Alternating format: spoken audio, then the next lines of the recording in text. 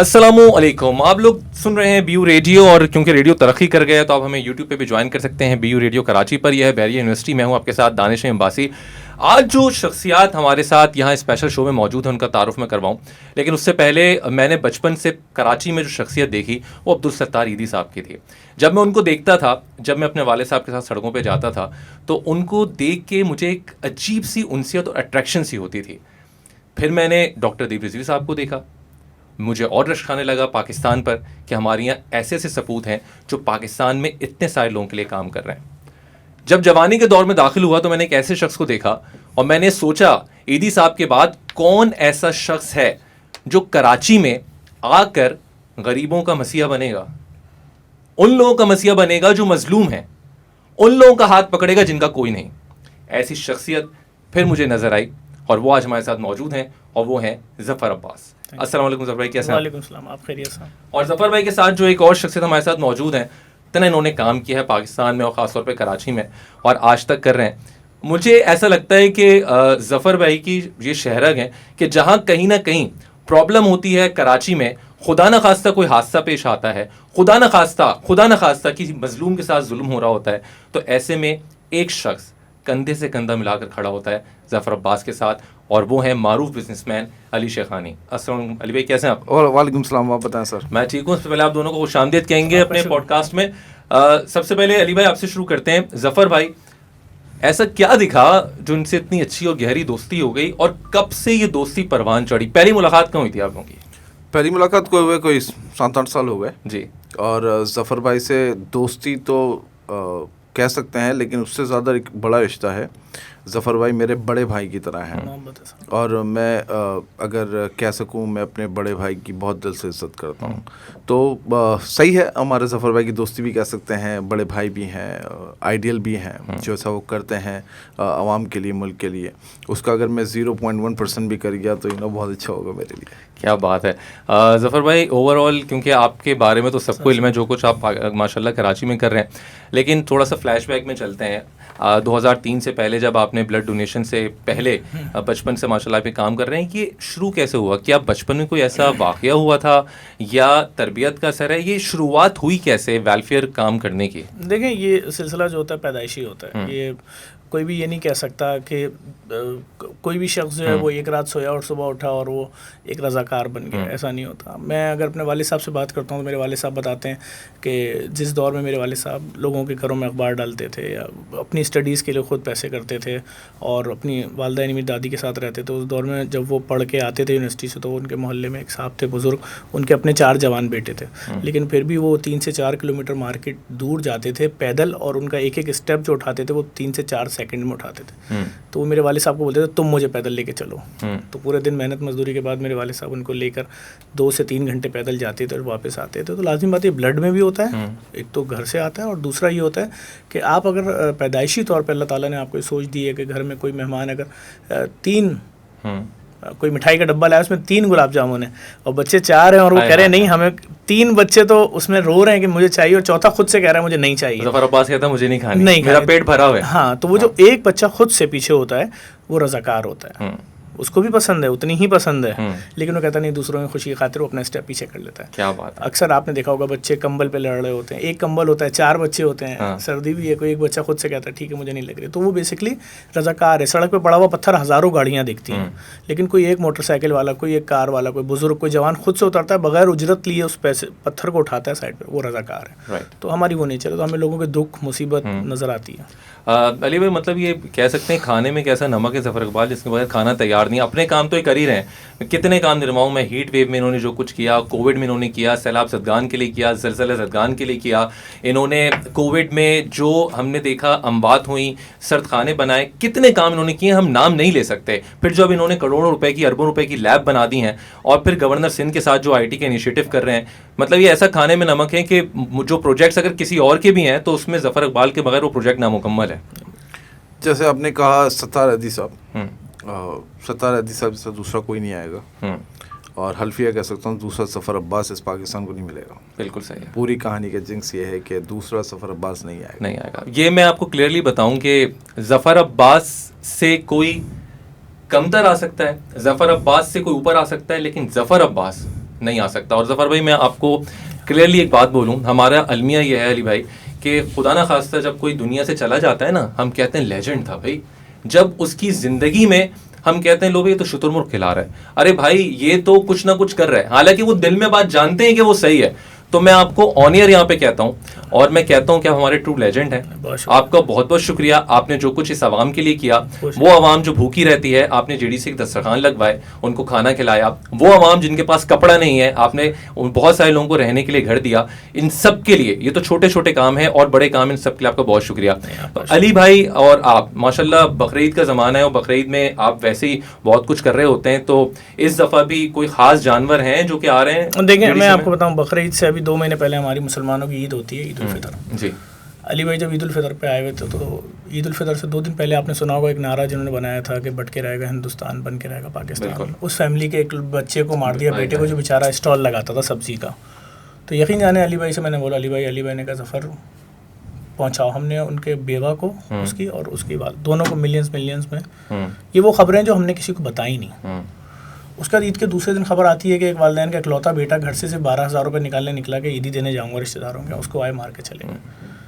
अली भाई ने कहा बेवा को भी फ्लैट दिलाओ गुलशन इकबाल में, बाप को, दोनों को 75 वो जो 1.5 करोड़ रुपए का फ्लैट, 1.5 करोड़ रुपये। तो अली भाई अभी जैसे शहीद साफत गडानी, जिनकी वालदा 15 दिन से 48 डिग्री धूप में बैठी रही, मेरे बेटे के लिए इंसाफ दो, 12,000 रुपये की नौकरी करता था अखबार में।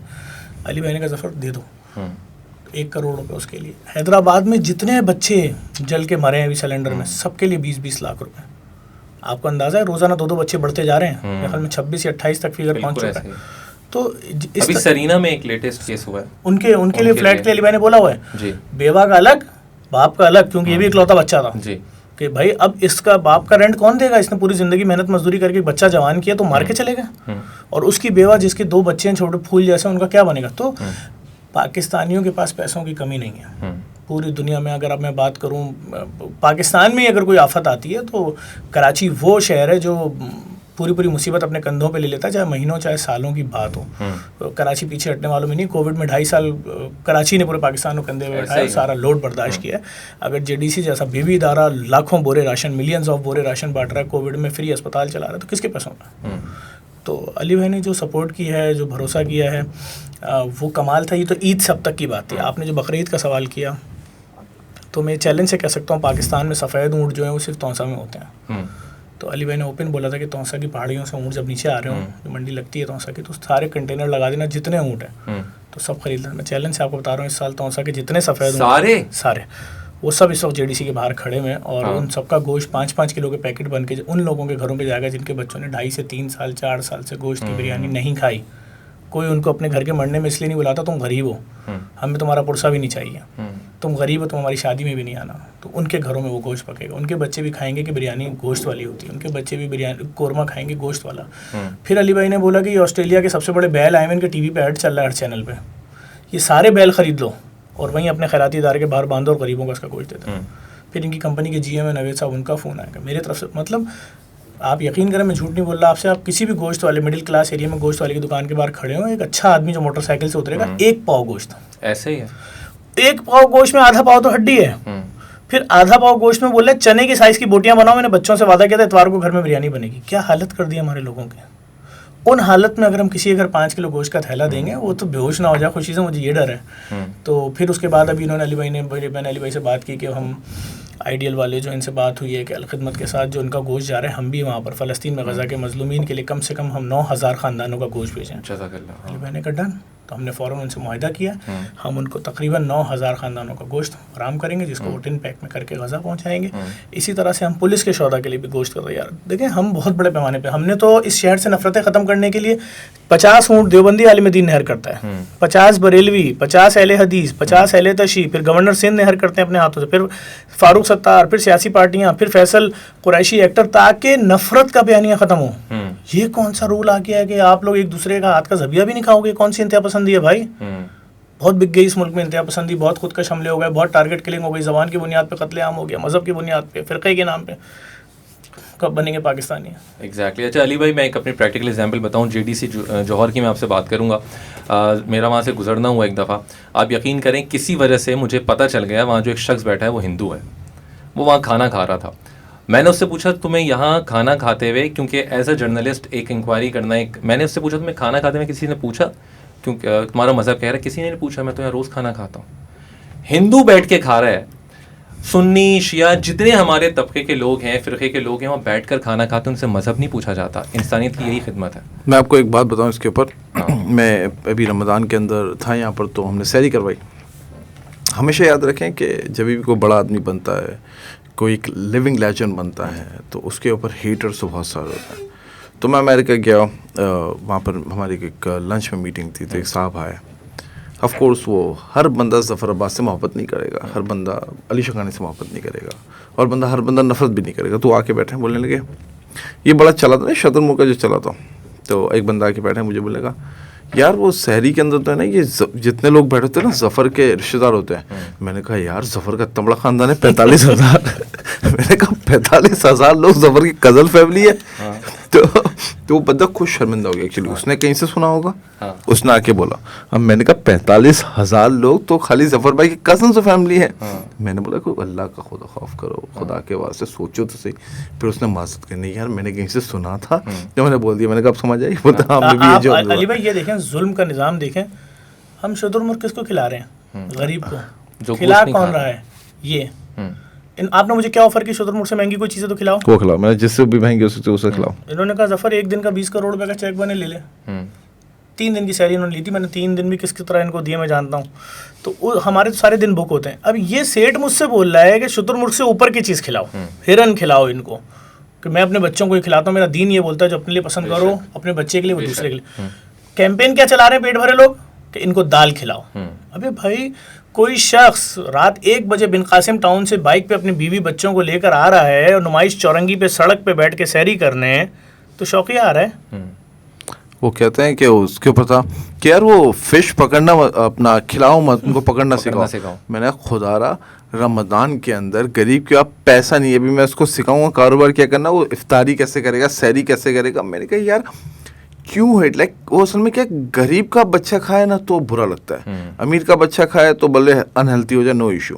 तो हमारे यहाँ पर ये जो चीज़ है ना कि अमीर और गरीब का बहुत है, और मैं तो बहुत खुश हूँ। और मैंने ज़फ़र भाई को बोला कि अगले साल से ट्रिपल करो, चौपल करो, जितनी बड़ी कर सकते हो करो, और शतरमुर्ग रोज़ाना खिलाओ, हिरन खिलाओ, जो खिलाओ। ज़फ़र भाई को बना दें कंट्रोल, जितना खिलाना है खिलाओ। मैं इन चीज़ों में घबराता ही नहीं। आप देखें ना, एक अच्छा घबराते, सॉरी आप जो बात घबराते तो आप किसी से नहीं है। आपने एक और काम किया जो मैं बता दूं, कितने लोगों की यहाँ पर अमवात हुई बिजली की वजह से। इनके ऊपर तो नाम लेने पे पाबंदी हम भी नहीं लेते, लेकिन जो कराची में अर्थिंग हुई है, जिसकी वजह से आपके बच्चे महफूज हैं, मेरे बच्चे महफूज हैं, वो इस शख्स की वजह से। 98 अरब रुपए लग गए उनके, 6.5 लाख पोलो पे अर्थिंग करने में। और कितना बड़ा जुल्म था कि यहाँ बारिश का पहला खतरा गिरता था और शहर में मौतें शुरू हुई। क्यों? पोल खींच खींच के मार रहे थे, चिपका के। डिफेंस के 3 लड़के चिपके पोल के साथ, उनकी वीडियो अभी तो यूट्यूब पे हर जगह भरी पड़ी है कि जब करंट का जोर टूटता था तो वो यूं हिलते हुए बैठते थे। एक लड़का बैठता था, बचाओ, फिर गिरता था, फिर बीच वाला बच्चा बैठता था। लड़के जवान, 28-28 साल के जवान, जिसमें 2 इकलौते बच्चे थे अपने माँ बाप के, फिर बीच वाला, फिर तीसरा। 4 घंटे यही करते रहे और मर गए। उनकी FIR कटवाने के लिए मुझे थाने में 14 घंटे बैठना पड़ा है, और मेयर कराची वसीम अख्तर भी आ गए मेरे साथ बैठे रहे, तो जाके FIR कटी है। 14 घंटे बाद मैंने कोई लाश दफन नहीं होने दी। मैंने कहा अगर तो बकरीद थी, अच्छा जो मर रहा था उसके साथ 6-7 जानवर भी मरते थे बेचारे के, मैंने कहा चलो जानवर तो दफना दो, लेकिन इसके तो तुम बाप हो, ऐसे कैसे दफनाओगे? तो फिर उसके बाद मुझ पर भी उन्होंने केसेस कर दिए, भुगत रहा हूँ। लेकिन मुझे इससे कोई प्रॉब्लम नहीं, मैं बड़े बड़े माफिया से लड़ जाता हूँ। अभी देखें ना, रमज़ान में शुतुरमुर्ग वाली कैंपेन में आप सोचें कि पेड कैंपेन कैसे चल सकती है। तो अगर तुम मेरे खिलाफ ये कैंपेन चला रहे हो, गरीब को अच्छा खिला रहे हो, उसमें लफ्ज़ स्पॉन्सर कैसे लिखा हुआ आ रहा है, ये कौन डॉलर लगा रहा था? तो बात ये कि मेरे साथ एक वक्त में 14 लाख आईडियों से कैंपेन चलाई गई, पर अल्लाह जिसको इज्जत दे। लेकिन मैंने आखिरी रमज़ान तक स्टैंड रखा कि शुतुरमुर्ग भी खिलाऊंगा, अच्छे से अच्छा खाना भी खिलाऊंगा। आप अपनी जंग लड़ो, आप जो काम करो, हमें तो पता, हम तो खुदाई काम कर रहे हैं। हमारे दीन ने बोला, कुरान में लिखा है, बेशक सूरह दहर की आयत नंबर 8 या 9 है, जहाँ तक मुझे याद पड़ता है कि और बस हम तो खालिस अल्लाह की रज़ा के लिए खिलाते हैं, बंदे से किसी तारीफ के ख्वास्तगार नहीं है। और इसमें तो मेरा तो अपना कोई कमाल ही नहीं है, ये दे रहे हैं, इनको खिलाना है। मैं कौन हूँ? मैं तो कुछ नहीं हूँ, तो मैं क्यों घबराऊंगा? अच्छा एक बात जो मैं अली भाई करना भी चाहूँगा आपसे भी, कि अपनी ज़िंदगी की तो आपको फिक्र नहीं है, सुबह बच्चों से मिलके आप निकलते हैं, लेकिन औलाद एक ऐसी चीज़ होती है अली भाई कि जिसके आगे ना बाप घुटने टेक देता है, जिसकी मोहब्बत के आगे। बच्चों के लिए कभी आपने ज़फ़र अब्बास ने ये सोचा कि बच्चों को मैं मुल्क से बाहर शिफ्ट कर दूं, जो कराची के हालात हैं, जिस तरह से यहाँ पर चीज़ें होती हैं, कभी ख्याल आया, भाभी की तरफ से प्रेशर आई डोंट नो कि है या नहीं है, इस हवाले से? देखिए, हम जिस माशरे में रहते हैं, मैंने 2012 और 13 में अपने दोस्तों को, जो मेरे 24 घंटे के साथी थे, समाजी कारकुन थे, जिनके साथ मेरा उठना बैठना, हंसना खेलना, खाना पीना, सोना जागना था, मैंने अपने हाथों से खबर में उतारा। किसी को 3 गोलियां मारी गई, किसी को 4 मारी गई। उनका जुर्म क्या था? सच बोलते थे। कोई सहाफ़ी था, कोई एक्टिविस्ट था। उस दौर में जिस वक्त खुलेआम कराची में कत्लेआम हो रहा था, मैंने हर जुल्म बर्दाश्त किया है। तो अब तो फिर सुकून है। मैं उस वक्त 1 इंच पीछे नहीं हटा, 1 इंच। बल्कि मैंने तो चौधरी असलम साहब के जो पुलिस वाले ज़ख्मी हो रहे थे, उनके लिए आगा खान में अकाउंट खुलवा दिया था। उनका इलाज भी कराओ, दहशतगर्दों के खिलाफ खड़े हुए। और मैं कभी किसी दहशतगर्द से डरा नहीं। मैंने उनके मुंह पे दहशतगर्दों के बोला कि जो भी किसी इंसान का कत्ल करेगा, मैं उसके खिलाफ रोडों पे निकलूंगा। चाहे तुम बुनियाद मजहब बनाओ, चाहे तुम मसलक बनाओ, चाहे तुम उसकी ज़बान बनाओ, किसी शख्स को राइट, दीन भी राइट नहीं देता कि आप किसी बेगुनाह को ज़िबा कर दो रोड पे, आप किसी बेगुनाह को धमाका करके उड़ा दो, आप किसी की मस्जिद उड़ा दो, आप किसी का इमाम बारगाह उड़ा दो, किसी का चर्च उड़ा दो, आप किसी के ऑफिस उड़ा दो, किसी स्कूल के बच्चों को APS के आप ज़िबा कर दो। ये कोई दीन आपको इजाज़त नहीं देता। तो मैं इंतहा पसंदी के ख़िलाफ़ खड़ा हूँ। मैं डरता वरता नहीं हूँ। मेरे जो दोस्त मारे गए, उनके बच्चे भी अल्लाह पाल रहा है, और मैं भी मार दिया जाऊँगा तो मेरी बेवा और मेरे बच्चे को अल्लाह पालेगा। वो मसला नहीं है, सिस्टम खुदा का है। और जब बहुत ज़्यादा थ्रेट बढ़ी तो मैंने कम से कम थोड़ा बहुत ये, मेरा अपना बिजनेस भी ऐसी बात नहीं है, और मैं JDC बनाने से पहले मल्टीनेशनल कंपनियों का नेशनल सेल मैनेजर था, और मेरी उस वक्त तनख्वाहें लाखों में थी, और मेरा अपना बिजनेस था, अभी ट्रैवल एजेंसी है। तो मैंने इतना इंतजाम तो कर दिया कि कम से कम मेरी बेवा जो है वो भीख नहीं मांगेगी, किसी के दरवाजे पे नहीं जाएगी। लेकिन पाकिस्तान में ही रखा, बाहर से जाने का कोई इरादा नहीं बच्चों का? नहीं, यहीं के मुर्दा खाने में जाएंगे, यहीं के कब्रिस्तान में दफन होंगे, यहीं पोस्टमार्टम करवाएंगे अपना भाई। हमें कोई खौफ नहीं है। और हम बड़े डंके की चोट पे, हमने देखे समाजियात की शक्ल चेंज कर दी ना। लोग पाकिस्तान में क्या समझते थे, ओल्ड एज होम, वो करीब नहीं जाना। अगर ओल्ड एज होम आप कहीं जहाँ भी रहे डिफेंस में, तो वहाँ क्या देखने को मिलता था, बुजुर्ग बनियान पहने हुए, गर्मी। अरे भाई, डिफेंस के ओल्ड एज होम में ये हालत? हाँ, ताकि डोनर का दिल पसीजे। नहीं, हमने क्या कर दिया, हमारे जिस ओल्ड एज होम में आओगे, बुजुर्ग लैपटॉप यूज़ कर रहा है, AC रूम है उसका। बूढ़ी औरत भी अगर सड़क से मिल रही है, AC रूम में रह रही है। हमने तो भाई अभी जो यतीम खाना बन रहा है, हर 5 बच्चे पे गाड़ी दे रहे हैं उसको। हमने वो आवाज़ उठाई थी सबसे पहले इस मुल्क में कि किस तरह टीवी पे बच्चे बिकते हैं। एक वीडियो मेरी 1 लाख शेयर है, आज से 8 साल पहले की। हम तो उस वक्त भी आंखें खोल लेते, क्यों नहीं आंखें खोल रही थी सबकी?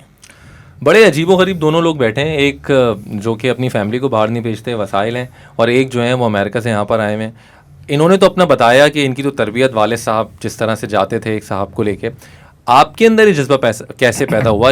या तो आप भी बताइए कि इनका टर्निंग पॉइंट क्या था? क्या आप 7-8 साल पहले जिस तरह आपकी दोस्ती, आप अभी इनका टर्निंग पॉइंट सुनेंगे, आपकी सांसें बंद हो जाएंगी सर। टर्निंग पॉइंट सुनाए अली भाई, बताएं ना कहाँ से अली भाई टर्निंग पॉइंट क्या था? अली शेखानी अली भाई की जिंदगी में कोई टर्निंग पॉइंट नहीं है। अली भाई ने सफर शुरू किया है शीशे साफ करने से, और ये 20 साल में इस वक्त अमेरिका के सबसे बड़े पाकिस्तानी बिजनेस टाइकून कैसे बने, अली भाई खुद बताएंगे। पूरी बिजनेस के अंदर तो मैंने जब यहाँ पर शुरू किया था, मैं सदर के अंदर, सदर आसपास ही है ना यहाँ की? जी बिल्कुल। सदर में मैं वहाँ पर एक गोल्ड मार्केट होती थी, वहाँ पर मैं शीशे क्लीन करता था, बाइक्स वगैरह धोता था, वो छोटे नहीं जो बच्चे होते हैं, राइट। वहाँ से लेकर यहाँ तक का सफ़र बहुत लंबा रहा है और बहुत हार्ड रहा है। और जो मेरी तरबियत हुई है, अब अगर हम उसकी बात करते हैं चैरिटी की, वो मेरी वालदा मरहुमा की तरफ से हुई है। और मैं बचपन से, जो मुझे भी ज़फ़र मैंने जो बड़ी बात बोली कि यार आपके बचपन से, तो मैंने भी अब सोचा कि मैंने भी पत्थर भी हटाए हैं, और मैं वही था कि नहीं यार मुझे नहीं खाना है। तो वालदा मरहुमा की तरफ से है, और मेरी वालदा मरहुमा के बहुत फेमस कोड है कि जब आप लोगों की ज़रूरियात पूरी करते हो तो खुदा आपकी ख्वाहिशात पूरी करता है। तो उसी गोल के ऊपर है। और जैसा माँ करती थी, और मैं हमेशा सोचता हूँ कि अगर मैं एक चीज़ करने जा रहा हूँ, मेरी माँ अगर ज़िंदा होती तो क्या वो करती, और अगर मेरा दिल बोलता है वो करती, तो मैं करता हूँ। तो अम्मी 2009 से कर रही थी, इट्स बिन ऑलमोस्ट 16 ईयर्स, और मुझे करते 7-8 साल हुए हैं। और इट्स गुड। स्टोरी बहुत लंबी है, टाइम कम पड़ जाएगा। मुझे रात में फ़ोन आया जमील मेमन डेयरी फार्म से कि यार ये अली शेखानी आया हुआ, ज़फ़र इसको क्या हो गया, 40-40 लाख रुपए के जानवर उठा रहा है, बताऊँ आगे वाला? हाँ बताओ। तो मैंने इनको फ़ोन किया, मैंने कहा हाँ क्या हो गया भाई? असल मैंने कहा बड़े आदमी है, 6 वाला जानवर को इनको पहनाना आ रहा हो 50 लाख। तो मैंने बोला कि नहीं यार ज़फ़र, जिस दौर में मैं छोटा था और मेरे वालिद साहब बकरा भी नहीं ख़रीद के दे सकते थे मुझे, और उस दौर में मेरे कज़न ने मुझे उस वक्त गाय ख़रीद की दी थी, गिफ्ट की थी ईद पे, और जिसकी कीमत उस वक्त 9,000 रुपये थी। और वो कह रहे हैं वो खुशी मैं आज तक भूल नहीं सका हूँ। उसका ये एहसान कि उसने मुझे गाय दी, मेरे घर में गाय कटी, तो मैंने उसके बच्चों को एहसान का बदला दिया कि 15-15 लाख के, 20-20 लाख के, जो जितने बैल पसंद आ रहे हैं, 4, 6, 8 ख़रीदते चले जाओ। मैंने कहा फिर तो ठीक है भाई, आप अपनी खुशी के लिए कर रहे हैं तो, लेकिन मैंने तो इसलिए जनरल फ़ोन किया कि मुझे वहाँ से फ़ोन आया कि ज़फ़र ये ना हो कि चौड़े में ना कट जाए तो ये अभी की बात है, 6 घंटे पहले सुबह मेरी इनसे बात हुई फ़ोन पे। तो अब फिर दूसरी बात ये कि जब ये कराची उतरे और इन्होंने सैरियाँ कराई, मैंने बताया मैंने यहाँ पे अरबों रुपए की 8-10 अरब रुपए की मशीनें लगा दी हैं और खून के टेस्ट फ्री होंगे, लोगों की जान निकाल लें लैब माफिया। जिस टेस्ट के ये 1.5 लाख ले रहे हैं उसकी असल कीमत 600, 800, 1000, 1000, 2000, 4000, 10,000 रुपये है। तो उसमें जिस तरह आतिफ असलम साहब ने सबसे पहले डोनेशन दिया 20 करोड़ 2 करोड़ रुपये, तो इन्होंने अगला डोनेशन जो दिया इन्होंने दिया 100 मिलियन। फिर हमने जब कैंसर पर रिसर्च की कि क्या ड्रामा चल रहा है, इन्होंने बताया कि मैंने कैंसर के पाकिस्तान में अस्पतालों के लिए 25-25 मिलियन डॉलर दिए, यानी अरबों रुपए मैंने दिए। और जब मैं कराची या पाकिस्तान आया, मैंने उन अस्पतालों में विजिट किया तो मालूम हुआ जी 10,000 में एक मरीज़ फ्री में। तो अगर तुम कमर्शियली कर रहे हो काम, वो खून का टेस्ट जो कराची का सबसे बड़ा अस्पताल जो है वो 4,000 रुपये का कर रहा है, जिसकी असल कीमत शायद 200 रुपये है, तो आप वो टेस्ट 8,000 का कर रहे हो और पूरी दुनिया से फंडिंग और ये और वो। तो इन्होंने फिर बोला क्या करना चाहिए, मैंने कहा भाई एक ऐसा कैंसर का अस्पताल होना चाहिए, हर तीसरी औरत को ब्रेस्ट कैंसर है हमारे यहाँ। वो अपने शौहर को, अपने भाई को इसलिए नहीं बताती, उसको पता है कि सिर्फ कि मेमोग्राफी और पेट सिटी स्कैन अगर 6 दफ़ा हुए तो मेरे तो 12 लाख चले गए। जिसके घर में मिडिल क्लास के रोटी के पैसे नहीं है, 12 लाख कहाँ से लाएगी? तो फिर वो अकेले नहीं मरेगी, उसका शौहर डिप्रेशन में मरेगा, बेटा खुदकुशी करेगा या स्नेचर बनेगा। क्यों? माँ के टेस्ट कराने पैसा कहाँ से लाएगा? स्टेट का कौन सा इदारा है जो बोले आओ हम तुम्हारे कैंसर के टेस्ट फ्री में करते हैं, आप जाइए नंबर लेने, अभी 6 महीने बाद का नंबर मिलेगा, 6 महीने में तो उसकी माँ का बरसी हो रही होगी। तो फिर हमने तय किया कि ठीक है, हम इनकी वालदा मरहूमा का इंतकाल कैंसर में हुआ था, इनको बहुत कम टाइम मिला, नहीं तो अली भाई तो पूरी दुनिया में कहीं भी इलाज करा सकते थे। तो फिर उसके बाद अली भाई ने बोला ठीक है मेरी वालदा के नाम से, तो हमने JDC Shamim Shekhani cancer free अस्पताल की बुनियाद रखी है, जहाँ पर एजाज़ मिर्ज़ा साहब जो सबसे बड़ी कंपनी है उसके ऑनर, उन्होंने तकरीबन 60 करोड़ रुपए की मशीनें हमें कुछ मुफ्त में दी हैं। और अभी हम 12 अरब रुपए की प्रोटोन थेरेपी पाकिस्तान ला रहे हैं ताकि जिसको कैंसर है वो ख़त्म हो, कैंसर ये नहीं हो दोबारा हो। वो मशीन पाकिस्तान में नहीं है, उसके लिए अली भाई भी वर्किंग कर रहे हैं वहाँ पर, मैं भी वर्किंग कर रहा हूँ, ये खुद भी बहुत बड़ी रकम दे रहे हैं और हमें खुदा की ज़ात पे भरोसा है। मेरी कोई औकात नहीं थी, मैं कुछ भी नहीं हूँ, लेकिन अल्लाह ताला ने हमारे हाथ से वो काम करा दिए हैं कि आपकी सोच। बेशक। तो अली शेखानी साहब, इस शख्स के साथ आप 7-8 साल से चल रहे हैं, कहाँ तक चलेंगे इसके साथ? जहाँ तक मेरा अल्लाह ने मेरी ज़िंदगी लिखी है और मैं खड़ा हूँ JDC के लिए, मैं ज़फ़र अब्बास के लिए खड़ा हूँ। और इज़ ऑलवेज़ भी कभी भी एक बंदा दूसरे से मोहब्बत नहीं कर सकता और दूसरा बंदा पहले से मोहब्बत नहीं कर सकता जब दिल में इज़्ज़त ना हो। तो मेरे लिए इट्स ज़फ़र भाई के लिए, हमारे लेजेंड के लिए बहुत इज़्ज़त है। चले आपकी, क्योंकि आपने कहा ना बड़े भाई हैं, एक इम्तिहान लेता हूँ मैं, मुझे पता है इनकी एक कोई अच्छी आदत खिदमत खल्क़ के अलावा और एक बुरी आदत, मुझे पता है दोनों, बताइए क्या है? इस बंदी की सबसे अच्छी आदत है, सबसे अच्छी आदत है, अल्लाह पाक ने ज़बान पे बड़ा कंट्रोल दिया है। और ज़बान पे कंट्रोल होना बहुत बहुत बहुत हज़रत अली की भी है कि अगर तुम महफिल में हो और तुम्हारी ज़बान कंट्रोल में है और तुम अकेले हो, तुम्हारी नफ्स कंट्रोल में है, तो तुम एक बेहतर इंसान हो। बेशक, ये बात है हज़रत अली का, राइट? बेशक। तो ज़फ़र की भाई की ज़बान पे बहुत अच्छा कंट्रोल है, बहुत अच्छा कंट्रोल है। और सबसे बुरी बात, और उसको आप अच्छाई में भी ले सकते हैं, सबसे बुरी बात यह है कि आप दुनिया के कितने भी बड़े आदमी हो या आप दुनिया के कितने भी गरीब आदमी हो, कोई फ़र्क नहीं पड़ता है, आप झूठ बोलेंगे वो आपको सामने बोल देंगे आप झूठ बोल लो, गलत नहीं बोलो। तो ये जो आदत होती है ना, ये सिर्फ और सिर्फ उसी बंदे के अंदर होती है जिसके दिल में अल्लाह का खौफ होता है। बेशक। तो मैं उनको कभी कभार ये मैंने देखा है, किसी को कपड़े भी उतार देते हैं कि यार तुम गलत बोल लो। तो ये मेरे हिसाब से लोगों के लिए बुरी आदत भी हो सकती है, पर मेरे लिए दोनों अच्छी आदत है। ठीक है, मतलब जो बुरी है वो भी बेसिकली अच्छी आदत है आपके लिए। ज़फ़र भाई, इनकी कोई एक आदत बताएं जो बहुत अच्छी भी है, मतलब वेलफेयर के अलावा, और एक आदत जो आप समझते हो वाकई बुरी हो, मतलब बताएं ना कोई ऐसी। देखिए मेरा अली भाई से जितना वास्ता रहा है, मैं ये समझता हूँ कि अल्लाह ताला ने इनके दिल में डाला। ऐसा मुमकिन नहीं था कि वो बच्चे जो सिविल अस्पताल में जब मैं गया अभी 12 दिन पहले, मैंने जब वीडियो बनाई, मैंने कहा कौन सा सिलेंडर है ब्लास्ट हुआ जो आबादी के अंदर गैस के सिलेंडर की दुकानें क्यों खुली हैं। वो बच्चे जो 8-8, 6-6 साल के अपने बाप के सीने से चिपके हुए थे सिविल अस्पताल में, और वो मुझे देख रहे थे कि ज़फ़र है ये। और उसके कुछ देर के बाद और मैंने वीडियो बनाई इन बच्चों की, और जब मैं हैदराबाद पहुंचा 3 जनाज़ों में, तो मुझे बताया कि वो 4 बच्चे जो आपको देख रहे थे ना रात में, उनकी बॉडियाँ भी आ चुकी हैं। ये मैयतें अब 4 से बढ़ के 8 हो चुकी हैं। तो अली भाई से मेरा बात करना, अली भाई का कहना कि ज़फ़र कितना देना चाहते हो तुम? मैंने कहा अली भाई पीछे 100% बर्न 30 केसेस और भी हैं। अली भाई ने कहा नो नो नो नो, ये बात नहीं करो जफर, तुम कितना देना चाहते हो। इसी तरह से नसरुल्लाह गडानी वाले वाक़े में भी अली भाई ने बोला कितना देना चाहते हो तुम, 1 करोड़ 2 करोड़ 10 करोड़, जो तुम देना चाहते हो दे दो, पूछो नहीं मुझसे। मैं अरबों खरबों रुपए की वेलफेयर करता हूँ सालाना, मुझे फ़र्क नहीं पड़ता, और ये मेरे अपने पाकिस्तानियों पे खर्च हो रहा है तो मुझे और अच्छी नींद आएगी। तो इस लेवल का आदमी पाकिस्तान में इतना खुल के काम करना, हम महीने में 2-2 3-3 बार पाकिस्तान उतर रहे हैं, ये तो वो बातें हैं जो आपके सामने की जा रही हैं। जो इसके पीछे काम हो रहा है, जो इसके पीछे इल्म नहीं है कितनी बात। हाँ मैं जानता हूँ बहुत सारी, तो मैं जानता हूँ अभी 80 करोड़ रुपए की मशीन एक इदारे ने डिमांड की है मेडिकल के हवाले से। तो ये मुझसे पूछ रहे थे किस मुल्क से इम्पोर्ट की जाए और क्या किया जाए, तो मैंने कहा करते हैं इस पे बात। और तो बात ये कि मैं तो बुराई मेरी औकात नहीं है, बात ये मेरा जो भी डोनर होता है, मतलब एक ऐसी चीज़ जो समझते हो कि यार अली भाई थोड़ा गुस्सा कम कर लें, या नहीं मेरे ख्याल में गुस्सा नहीं करते अली भाई। मैं 2 कदम पीछे ही चलता हूँ, अपने तमाम डोनर्स के बड़ा एहतराम करता हूँ, क्योंकि ये देखें ना ये मेरी वालदा का कोई खुदा न खास्ता इलाज करा रहे हैं, ना मैं इनसे कोई एहसान ले रहा हूँ। इन्होंने मुझे फ़ोन भी किया अमेरिका से, तो मैं क्या चीज़ पसंद है, मैं क्या लेकर आऊँ, मैं जानता हूँ। ये मैं अगर मजाक में भी बोलूँगा तो मैंने पूछा इनसे डिमांड कितनी बढ़ेगी, पूछा क्या कोई गाड़ी मंगवा लेती है, पूछे कौन सी गाड़ी के साथ खड़े थे। मैंने कहा अबे भाई, अच्छा वो जो लिए इन्होंने, हाँ मैंने वो मंगवाया। मैंने कहा आप मुझे ये, मैंने कहा भाई लाओ तो कम से कम। तो मैटर ये कि अल्लाह का शुक्र है। और मैं फिर आपसे बोलूँगा, देखिए ना कोई चीज़ बुरी लगना तो उस वक्त होता है जब मैं इनके बराबर, मैं अपने डोनर के साथ ही नहीं चलता, मैं एक कदम पीछे चलता हूँ, तो मेरा बनता क्या बात है। अच्छा अभी जो ऐसे गाड़ी की बात कर रहे हैं, माशाल्लाह अल्लाह ने आपको इतना कुछ दिया, और अच्छी बात यह है कि आप पब्लिक पे लौटा रहे हैं। सो आपको कीमती चीज़ों में पसंद क्या है? गाड़ी है, घड़ियाँ हैं, घर है, घूमना फिरना है, पसंद क्या है? एक आदमी को होता है ना कि मुझे इसका पैशन है, शौक है। जब मुझे सिर्फ और सिर्फ कारोबार का शौक है, मैं एक अच्छा कारोबारी इंसान हूँ। मुझे प्रॉपर्टीज़ का शौक है। मेरी अपनी हर बर्थडे में मैं आपको एक नया बिजनेस देता हूँ, एक नई कंपनी गिफ्ट लेकर अपने आप को, खुद को कोई कंपनी खरीद के यार ये मेरा गिफ्ट है।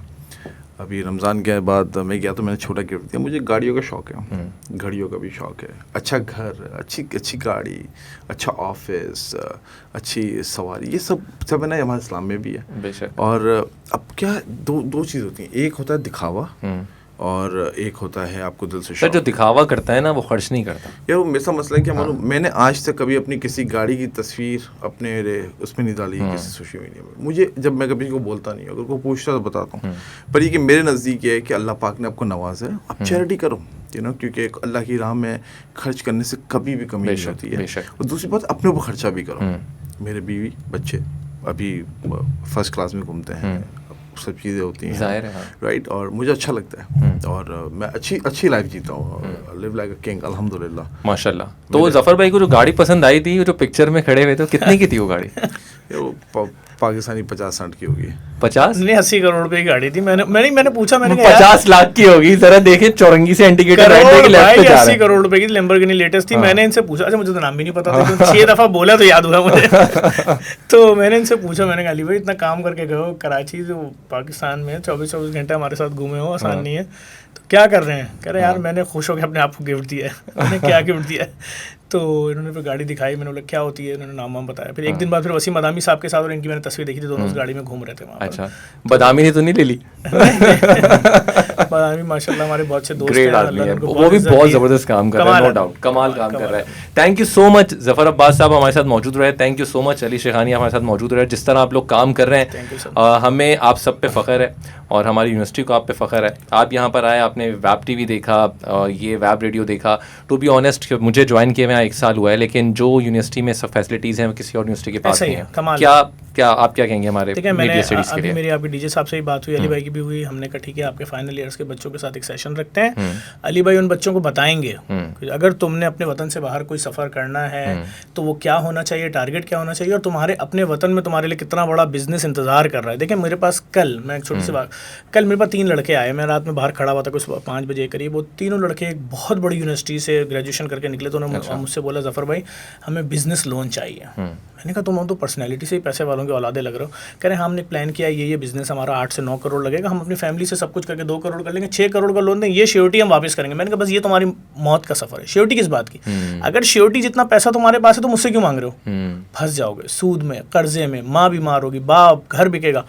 मैंने उनको एक आइडिया दिया, मैंने कहा मैं तुम्हें 1+100 बता देता हूँ, हालांकि मैं तो कारोबारी शख्सियत नहीं हूँ, मेरा तो छोटा सा ट्रैवल एजेंसी का काम है। पहले डिस्ट्रीब्यूशन थी पाकोला की, फ्लेवर्ड मिल्क की, आधे पाकिस्तान की जेडीसी से पहले, आधे कराची की। तो मैंने उनसे कहा कि भाई तुम जिस इलाके में रहते हो छोटी सी टॉय शॉप खाली खोल लो, पूरी टॉय शॉप भर दोगे तो वो 1 लाख रुपए के टॉयज होंगे। अगर भर दोगे, जैसे बेकरी जितनी बड़ी नजर आती है उसमें सारा सामान जब टोटल किया जाता है तो 1 लाख रुपए का बनता है। निम्को, केक, पेस्ट्री, बिस्किट सब मिला ले तो 1 लाख का होता है, तो वो टर्नओवर पे गेम होता है। मैंने उनसे कहा तुम पूरी दुकान भर लो, 1 लाख के टॉय होंगे।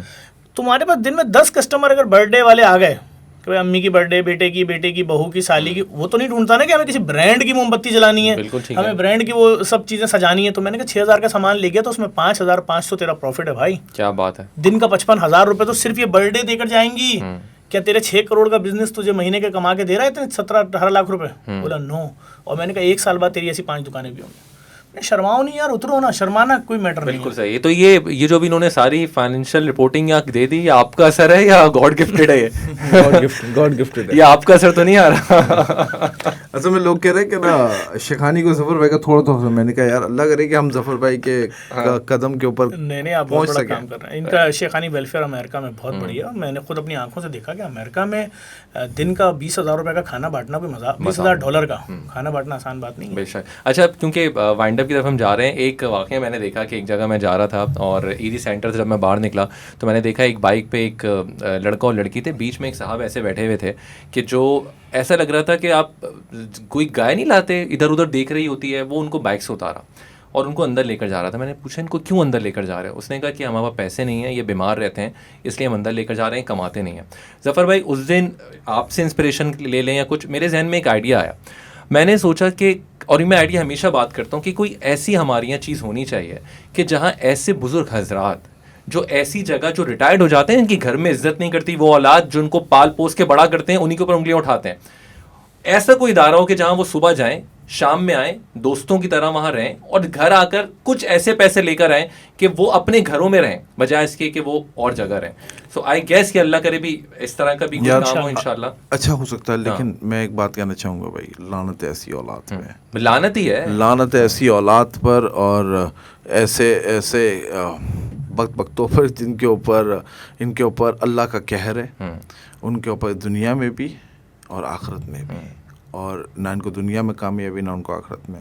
माँ बाप का रुतबा अगर हमारे लोग समझ जाए ना, खुदा की कसम कोई बेटा या कोई बेटी अपने बाप को या अपनी माँ को ऐसे कभी ना छोड़े। बेशक। Thank you so much Zafar भाई, कुछ कहना चाहेंगे? कैमरा है। मैं बस इतनी सी गुजारिश करूँगा, आपके घर में अगर कुर्बानी हो रही है, आप सारा साल गोश्त खाते हैं, कोशिश कीजिएगा जो आपके हिस्से का गोश्त है वो भी मम्मा पापा से इजाज़त लेकर अपने ख़ानदान के उन रिश्तेदारों के जिनसे आप इसलिए मिलना पसंद नहीं करते कि उनका स्टेटस आप जैसा नहीं, उनके घर पहुँचा दिए, उनके बच्चे गोश्त खाएंगे तो यकीन जाने आपकी बड़ी मुश्किलात हल होंगी। अल्लाह ताला आपको बहुत ब्लेसिंग देगा और आपकी ज़िंदगी में, और आपको रात को सुकून की जो नींद आएगी शायद उसका आप तसव्वुर भी नहीं कर सकते। अली भाई, आप कुछ कहना चाहें देखने वालों को? बकरा ईद का टाइम है, तो जो आपके वो कज़न्स हैं, जो आपके वो फैमिली मेम्बर्स हैं जो कुर्बानी नहीं कर सकते हैं, और अगर आप अफोर्ड कर सकते हो तो उनके घर में जाके एक बकरा छोड़ के आ जाओ।